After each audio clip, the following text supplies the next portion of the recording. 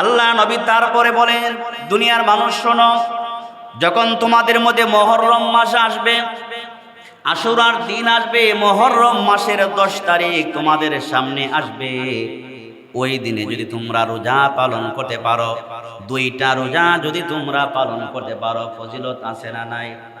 আছে না নাই? 2টা রোজা যারা পালন করবে, নবীজি বলেন, সিয়ামু ইয়াউমি আশুরা আহতাসিবু আলাল্লাহি আন ইউকাফফিরাস সানাতাল্লাতী ক্বাবলা। আল্লাহর নবী বলেন, আমি আশা করি যে ব্যক্তি আশুরার দিনে রোজা পালন করবে, নবীজি বলেন, আমি নবী আশাবাদী, আমি আশা করি যে ব্যক্তি আশুরার দিনে রোজা পালন করতে পারবে, রব্বুল আলামিন এই তার আশুরার দিনে রোজার বরকতে তার পূর্বের 1 বছরের গুনাহকে আল্লাহ পাক মাফ করে দিবে। 1 বছরের গুনাহ কাফারা হয়ে যাবে। সুবহানাল্লাহ। আল্লাহর নবীর আরেকটা হাদিস আপনাদেরকে শোনাই, ভালো করে শুনেন। নবীজি বলেন, যে ব্যক্তি আশুরার দিনে 10 তারিখে, মুহররমের 10 তারিখে নিজের ফ্যামিলির জন্য উত্তম খানা পিনার ব্যবস্থা করতে পারবে, রব্বুল আলামিন সারা বছর আপনাকে ভালো ভালো উত্তম খাবার দাবারের ব্যবস্থা করে দিতে পারে। তাহলে আমরা যারা ফ্যামিলির গার্জিয়ান আছি, আগামী 10 তারিখ যখন আসবে, ফ্যামিলির জন্য ভালো ভালো উত্তম খানা পিনার ব্যবস্থা করবেন, রাজি আছি না নাই?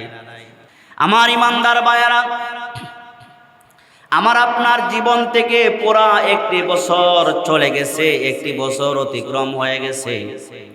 এই জন্য আমার আপনার ভিতরে কোনো অনুশোচনা নাই, কোনো দুঃখ নাই।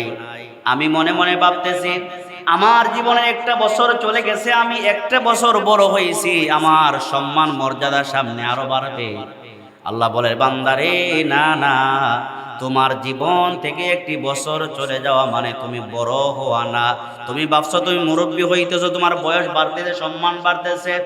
ও বান্দা শোনো, 1 বছর তোমার জীবন থেকে চলে যাওয়া এটা তোমার বয়স বাড়ার বিষয় না।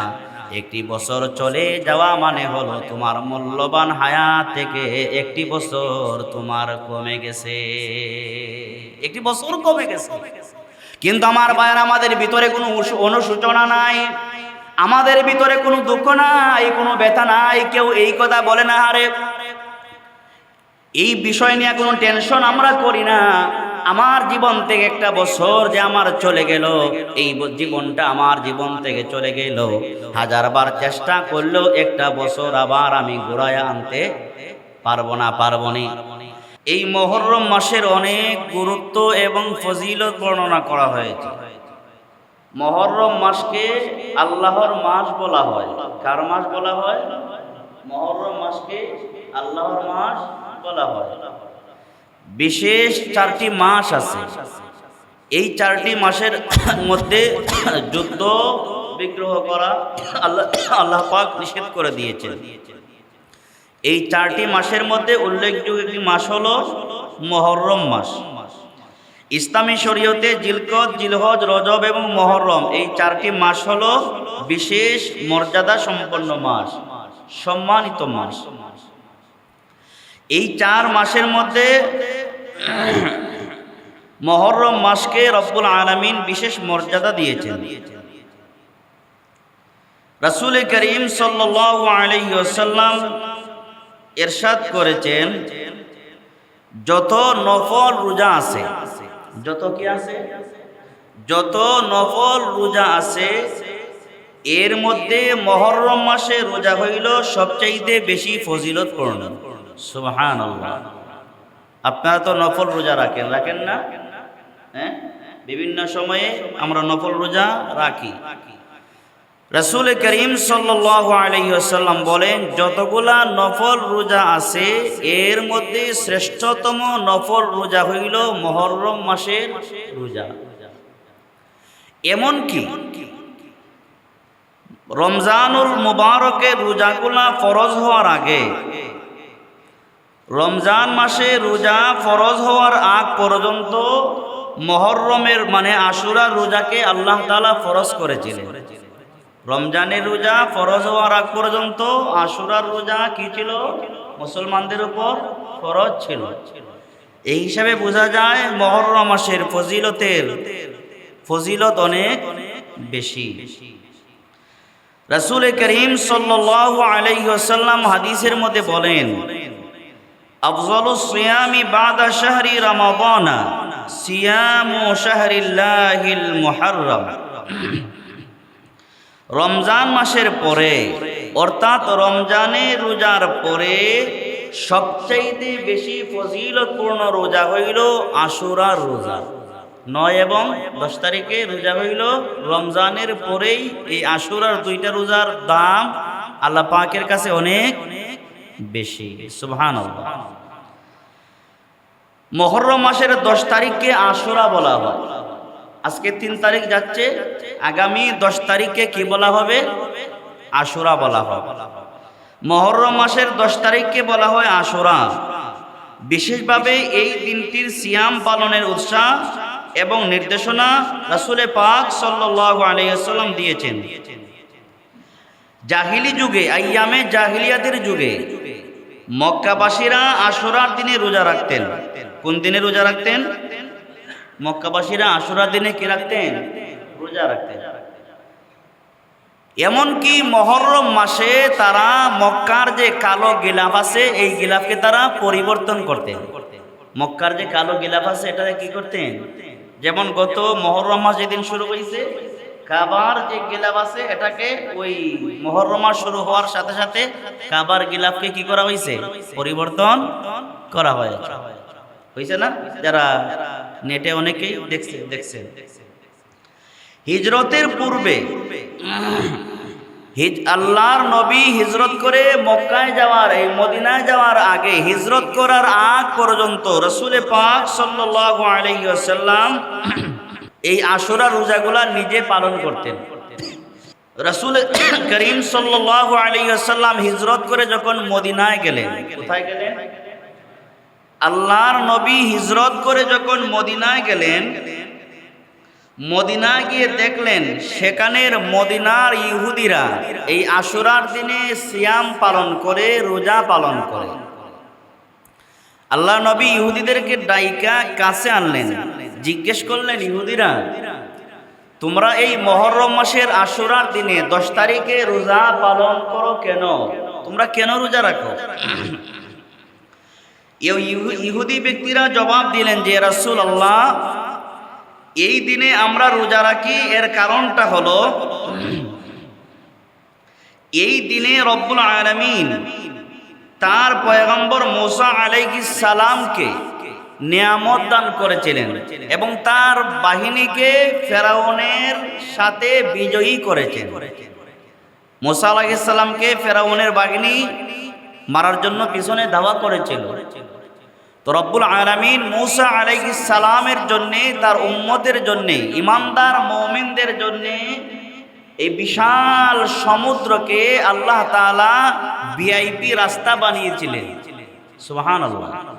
সাগরকে রাস্তা বানায়া দেওয়া এটা আল্লাহ পাকের জন্য ব্যাপার না, ব্যাপার নেই। সাগরকে রাস্তা বানিয়ে দেওয়া, ধনীকে গরিব বানানো, গরিবকে ধনী বানানো, স্থলকে জল বানানো, জলভাগকে স্থলভাগ বানায়া দেওয়া, বিশাল সমুদ্রকে রাস্তা বানায়া দেওয়া, এটা মানুষের জন্য অনেক ব্যাপার সেবার হলেও রব্বুল আলামিনের জন্য এগুলা কি না ব্যাপার? আল্লাহ পাকের জন্য সমুদ্রকে রাস্তা বানানো এটা ব্যাপারই না। মুসা আলাইহিস সালাম তার বাহিনী নিয়ে যখন সমুদ্র পাড়ি দেওয়ার ইচ্ছা করলেন, বিশাল সমুদ্র, পিছনে ফেরাউনের বাহিনী আছে না? পিছনে ফেরাউনের বাহিনী আছে। তো আল্লাহ পাক হযরতে মুসা আলাইহিস সালামের জন্য এই বিশাল সমুদ্রকে এমন ভিআইপি রাস্তা বানিয়ে দিলেন, মুফাসসিরগণ বলেন একটা না 12টা রাস্তা বানিয়ে দিলেন। কয়টা রাস্তা? 12টা রাস্তা। সুবহানাল্লাহ। আল্লাহর নবী মক্কা থেকে হিজরত করে যখন মদিনায় গেলেন, মদিনায় যাওয়ার পরে দেখলেন সেখানে ইহুদি ব্যক্তিরা এই আশুরার দিনে রোজা পালন করে, সিয়াম পালন করে। আল্লাহর নবী ইহুদি ব্যক্তিদেরকে জিজ্ঞেস করলেন, ও ইহুদিরা, এই দিনে তোমরা কেন সিয়াম পালন করো, কেন তোমরা রোজা রাখো? ইহুদি ব্যক্তিরা জবাবে বললেন, ইয়া রাসূলুল্লাহ, ইয়া হাবিবাল্লাহ, ওগো আল্লাহর নবী, এই দিনের বিশেষ একটা মর্যাদা আছে, বিশেষ একটা কারণ আছে, যেই কারণে আমরা ইহুদি হয়েও আমরা এই দিনটাকে অনুসরণ করি, অনুকরণ করি, সিয়াম পালন করি, রোজা রাখি। নবী, আমরা মূসা আলাইহিস সালামকে ভালোবাসি, মহব্বত করি। এই জন্যে মূসা নবীর অনুসরণ করতে যাই আমরা আশুরার দিনটায় আমরা রোজা পালন করি। আল্লাহ নবী বললেন, এই দিনে যদি তোমরা রোজা রাখো, যেই দিনে মূসা আলাইহিস সালাম এবং তার উম্মতকে নিয়ে মহাসমুদ্র পাড়ি দিয়েছিলেন, আল্লাহ পাক মূসা আলাইহিস সালামের জন্য বিশাল বড় একটা নিয়ামত দান করেছিলেন। বিশাল সমুদ্রকে রব্বুল আলামিন মূসা এবং তার উম্মতদের জন্য ভিআইপি রাস্তা বানিয়ে দিয়েছিলেন। সুবহানাল্লাহ, এই দিনে ভিআইপি রাস্তা বানিয়েছিলেন। আল্লাহর নবী বললেন, ইহুদিরা তোমরা শোনো, যদি তোমরা মূসা পয়গম্বরকে মহব্বত দেখাতে যায়া আশুরার দিনে তোমরা মাত্র একটি রোজা রাখো, পয়গম্বর হিসাবে মূসা আলাইহিস সালামকে আমি মুহাম্মদ ভালোবাসি, কিয়ামত পর্যন্ত আমার উম্মতরাও মূসা নবীকে মহব্বত করবে, ভালোবাসবে। কিন্তু ইহুদি, তোমাদের মতো ভালোবাসা আমাদের হবে না। তোমাদের ভালোবাসার সাথে মুসলমানদের কোনো মিল হতে পারে না। তোমাদের মহব্বতের সাথে মুসলমানদের মহব্বতের কোনো একাকার হতে পারে না। তোমরা মূসা আলাইহিস সালামের মহব্বত দেখাতে যায়া আশুরার দিনে তোমরা মাত্র একটা রোজা রাখো, আর আমি নবী মুহাম্মদ এবং আমার উম্মতকে ঘোষণা করে দিলাম, মূসা নবীর মহব্বত ভালোবাসার প্রমাণ দিতে যায়া আশুরার মাস, মুহররম মাস যখন আসবে, আশুরার দিনে একটা না আমরা দুইটা রোজা পালন করব। সুবহানাল্লাহ। তোমরা রাখছো একটা, আমরা রাখবো কয়টা? 9, 10 অথবা 10। আশুরার দিনটা ঠিক রেখে 10, 11 হবে অথবা 9, 10 হবে। ইহুদিদের সাথে কোনো মিল মুসলমানদের হতে পারে না। সারা বিশ্বের মধ্যে সবচাইতে নিকৃষ্ট জাতি হলো ইহুদি জাতি। আজকে ফিলিস্তিনের মুসলমানদেরকে যারা নির্যাতন নিপীড়ন করতেছে, এই নির্যাতন নিপীড়নের পিছনে যারা নেতৃত্ব দিচ্ছে, তারা আর কোনো জাতি নয়, তারা হইল একমাত্র কি জাতি? সারা বিশ্বের মধ্যে হারামজাদা জাতি হলো ইহুদি জাতি। এদের মতো হারামজাদার, লম্পটার, বাটপার পৃথিবীর মানচিত্রে আর কেউ না। এরা হলো সবচাইতে জঘন্যতম জাতি, হইল হারামজাদা গোষ্ঠী, হইল ইহুদি জাতি। মুসলমানদের ইহুদিদের সাথে কোনো মিল হতে পারে না। মুসলমানরা মুসলমানদের গতিতে চলবে, তাদের দ্বীন ও মিল্লাতের উপর চলবে, আর ইহুদিরা তাদের দিন নিয়ে তারা চলবে। ফয়সালা হবে কিয়ামতের ময়দানে। আজ ফিলিস্তিনের মুসলমানরা যদিও নির্যাতিত, নিপীড়িত, আজ হোক কাল হোক, ফিলিস্তিনের মুসলমানরা তাদের ঈমানি শক্তিতে আবার বিশ্বের বুকে মাথা উঁচু করে দাঁড়াবে ইনশাআল্লাহ। এই ফিলিস্তিনের মুসলমানদের মার খাওয়ার পিছনে মুসলমানদেরও ভূমিকা আছে না নাই? আমাদের ভূমিকা আছে না নাই? আছে। ফিলিস্তিনের মুসলমানদেরকে ইসরায়েলের ইহুদিরা হামলা করে মারে, সারা দুনিয়ার মুসলমানরা নীরব ভূমিকা পালন করে। নীরব থাকে না, কোনো প্রতিবাদ নাই। মুসলমান জাতি ছিল সিংহের জাতি, আজ মুসলমান জাতি বিড়ালের জাতি হয়ে গেছে। মুসলমানরা সিংহের জাতি থেকে বিড়ালের জাতিতে পরিণত হয়েছে। আমরা সারা পৃথিবীর নেতৃত্ব দিয়েছিল মুসলমান জাতি, আজ মুসলমান জাতির মাথায় কাঁঠাল রেখে বেঈমানরা, কাফেররা, ইহুদিরা, খ্রিস্টানেরা তারা কাঁঠাল খাইতেছে। আমরা মুসলমানরা দলে দলে বিভক্ত। কেউ সুন্নি দাবি করি, কেউ আহলে হাদিস দাবি করি, কেউ কওমি দাবি করি, কেউ আলিয়া দাবি করি, কেউ আওয়ামী লীগ, কেউ বিএনপি, কেউ জামাত ইসলামী, কেউ চরমোনাই। এই দলে দলে বিভক্ত হইয়া আমরা আজকে মুসলমানরা জায়গায় জায়গায়, দেশে দেশে মার খাইতে আছি। কে বুকে হাত বাঁধলো, কে নাভিতে বাঁধলো, এই বিষয় নিয়ে আমরা ফতোয়া দিতে দিতে কিয়ামত পর্যন্ত যাবে। কিন্তু বুকে হাত বাঁধলেও নামাজ হবে, নাভিতে বাঁধলেও কি হবে? নামাজ হবে না। মক্কায় যারা হজে গেছেন, কেউ তো এমনও আছে নামাজে হাতই বাঁধে না, আছে না নাই? নামাজে হাতই বাঁধে না, সোজা দাঁড়িয়ে আছে দানবের মতো, তার নামাজ কি হবে না? হবে কি হবে না? এই লোকগুলা যদি আমাদের দেশে আইসা নামাজে দাঁড়াইতো, আমাদের দেশে যেই পরিমাণ ফতোয়া হইল না, ডাইরেক্ট কাফের হইল, বলতো না? বলি নাস্তিকদের নামাজ বলতো কি বলতো না? এই ফতোয়া দিতে দিতে আমরা 12টা না ইসলামের 14টা বাজাইতেছি। একজন বেনামাজি মসজিদে আসে না, তাকে নামাজি বানানো যায় কি যায় না এই বিষয়ে টেনশন নাই। কে বুকে হাত, সে যে মসজিদে আইসা বুকে হাত বাঁধলো এটা নিয়ে টেনশন, সব নষ্ট করে দিয়েছে।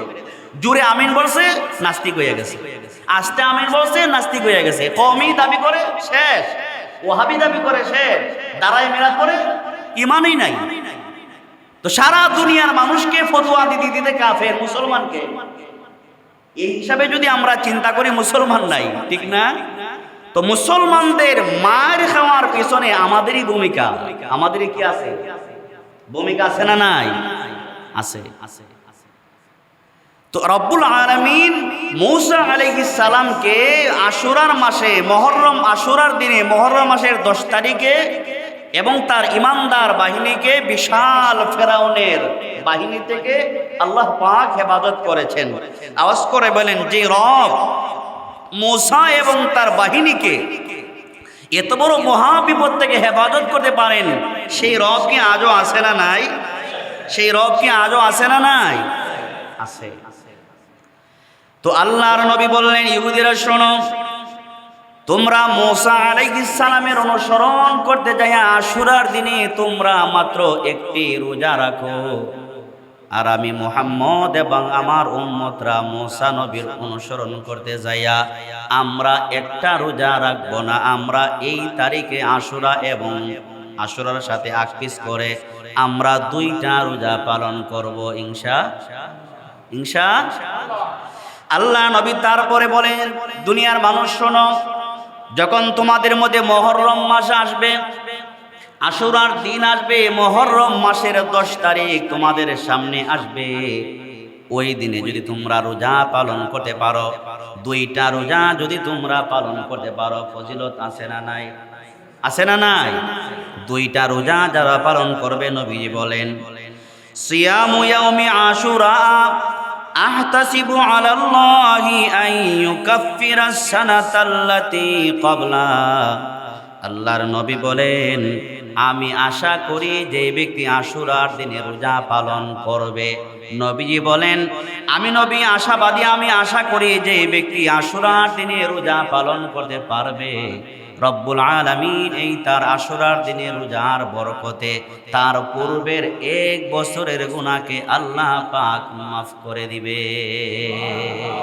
1 বছরের গুনাহ কাফারা হয়ে যাবে। সুবহানাল্লাহ। তাহলে আশুরার দিনে আমরা রোজা রাখার প্রস্তুতি নেওয়ার দরকার আছে নি? জুড়ে বলেন, দরকার আছে না নাই?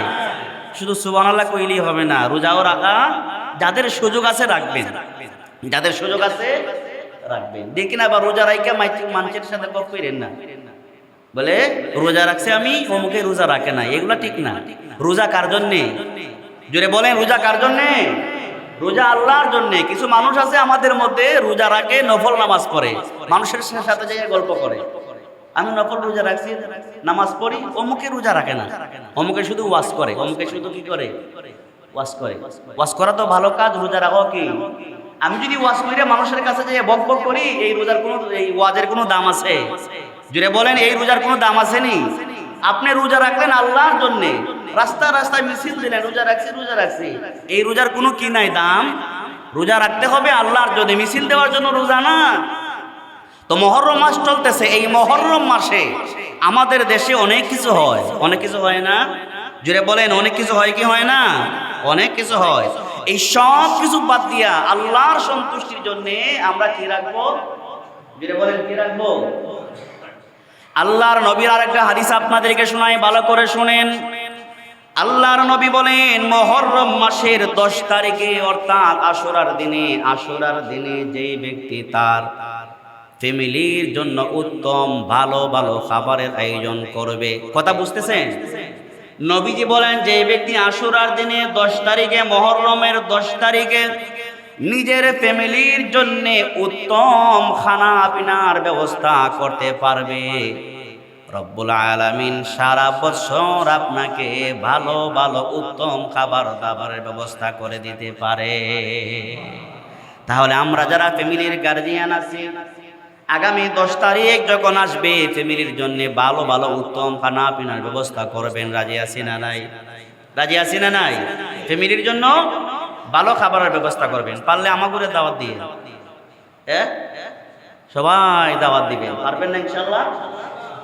গরুর গোশত, খাসির গোশত, বড় বড় মাছ, সাগরের ফাঙ্গাস মাছ না, এগুলা না, এগুলা নিয়েন না, এগুলা কেউ খায় না। যাই হোক, তো আগামী 10 তারিখে ভালো ভালো খাবারের ব্যবস্থা করবেন ফ্যামিলির জন্য। পারবেন ইনশাআল্লাহ? পারবেন ইনশাআল্লাহ? বন্ধু বান্ধব নিয়ে শুধু হোটেলে যাইয়া খাইয়েন না, নিজের ফ্যামিলির জন্য ভালো ভালো খাবারের ব্যবস্থা করা দরকার আছে না নাই? বন্ধু বান্ধব নিয়ে 2000-3000 টাকা খরচ করলাম, ফ্যামিলির জন্য কোনো ভালো খাবার নিলাম না, এগুলা হয় না, এগুলা চলে না। ফ্যামিলির জন্য ভালো খাবারের দরকার আছে না নাই? আছে। এবার আসুন মূল আলোচনায় আমরা আসছি। এই যে আমাদের কাছ থেকে আরবি মাস অনুযায়ী একটি বছর আমাদের কাছ থেকে চলে গেছে। কয়টি বছর চলে গেছে? পুরা একটি বছর আমাদের কাছ থেকে চলে গেছে। এই যে আমার আপনার জীবন থেকে একটি বছর যে অতিক্রম হয়ে গেছে, এর কোনো অনুশোচনা, কোনো দুঃখ, কোনো কষ্ট কি আমাদের কারো ভিতরে আছে? কথা বলেন, কারো ভিতরে কি আছে? কোনো অনুশোচনা আছে? কোনো আফসোস কি আমাদের কারো ভিতরে আছে যে আমার জীবন থেকে একটা বছর চলে গেছে? এই একটা বছর যদি আমি 1000 বার চেষ্টা করি, 1,00,000 বার চেষ্টা করি, আমার চলে যাওয়া একটা বছরকে আবার কি ঘুরায় আনা যাবে? ঘুরায় আনা যাবে? ঘুরায় আনা যাবে।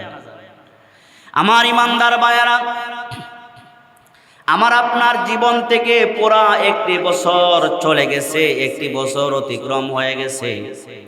এই জন্যে আমার আপনার ভিতরে কোনো অনুশোচনা নাই, কোনো দুঃখ নাই। আমি মনে মনে ভাবতেছি, আমার জীবনে একটা বছর চলে গেছে, আমি একটা বছর বড় হয়েছি, আমার সম্মান মর্যাদা সামনে আরো বাড়বে। আল্লাহ বলে, বান্দারে না না, তোমার জীবন থেকে একটি বছর চলে যাওয়া মানে তুমি বড় হওয়া না। তুমি ভাবছো তুমি মুরব্বী হইতেছো, তোমার বয়স বাড়তেছে, সম্মান বাড়তেছে। ও বান্দা শোনো, একটি বছর তোমার জীবন থেকে চলে যাওয়া এটা তোমার বয়স বাড়ার বিষয় না। একটি বছর চলে যাওয়া মানে হলো তোমার মূল্যবান হায়াত থেকে একটি বছর তোমার কমে গেছে, একটি বছর কমে গেছে। কিন্তু আমার ভাইয়ের, আমাদের ভিতরে কোনো অনুশোচনা নাই, আমাদের ভিতরে কোনো দুঃখ নাই, কোনো ব্যথা নাই। কেউ এই কথা বলে না, আরে এই বিষয় নিয়ে কোনো টেনশন আমরা করি না। আমার জীবন থেকে একটা বছর যে আমার চলে গেল, এই জীবনটা আমার জীবন থেকে চলে গেল, 1000 বার চেষ্টা করলেও একটা বছর আবার আমি ঘুরায় আনতে পারবো না, পারবো না। 1000 বছর চেষ্টা করলো, এই যে একটা বছরকে আমি আর ঘুরায় আনতে পারবো না। এই জন্য রব্বুল আলামিন আমাদের কাছে সময়ের মূল্য নাই, জীবনের মূল্য আমাদের কাছে নাই, সময়ের মূল্য আমাদের অনেকের কাছেই নাই। বিশেষ করে যারা খেলাধুলায় লিপ্ত আছেন, ইয়াং জেনারেশন যুবক ভাইদেরকে বলবো, শুধু যুবক ভাই না, এখন ইদানিং কালে শুধু যুবকরা তরুণরা যে খেলা দেখা নিয়ে ব্যস্ত তা নয়, অনেক হাজি সাহেবরা পর্যন্ত খেলার জন্য রাত্র জাগরণ করে, এমন আছে না? না আছে না? অনেক নামাজি ব্যক্তিরা পর্যন্ত খেলা দেখার জন্য পাগল, আছে না নাই? আসেনি? কত হাজি সাহেব খেলা দেখার জন্য ব্যস্ত, রাত্র 2টা-3টা পর্যন্ত জাগ্রত থাকে, ঘুম ভাঙাবার জন্য অ্যালার্ম দিয়ে রাখে, খেলা দেখবে। কিন্তু বড়ই আফসোস, আপনাকে আপনি প্রশ্ন করেন, মন খেলা দেখার জন্য মোবাইলে অ্যালার্ম দিতে পারো, কিন্তু ফজরের নামাজ পড়ার জন্য একটা দিন অ্যালার্ম দিতে পারলা না। কিয়ামতের ময়দানে কবর জগৎ থেকে নিয়া কিয়ামতের ময়দানে আল্লাহ পাকের সামনে জবাব দেওয়া লাগবে কি লাগবে না? লাগবে কি লাগবে না?